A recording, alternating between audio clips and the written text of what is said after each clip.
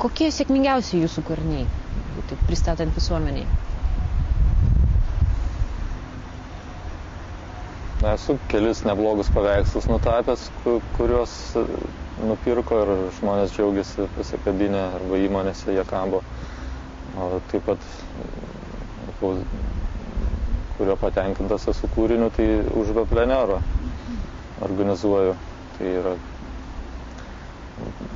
aiškia, tuo man mielas kūrinys, projektas, kad jisai padeda bendrauti menininkam ir iš įvairių šalių susitikti ir menininkai gali kurti, keistis patirtim ir toks pozityvus dalykas vyksta. Ar tai tęstinis, pastovus projektas šitas pleneras? Jo, jis jau šiais metais 5. kartą vyko užvio pleneras. Ir iš kokių šalių susirenka menininkai? Daugiausiai iš Užupio, iš Lietuvos, iš Suomijai dalyvauja, o šiemet, gruzinai buvo, iš Rusijos yra buvę.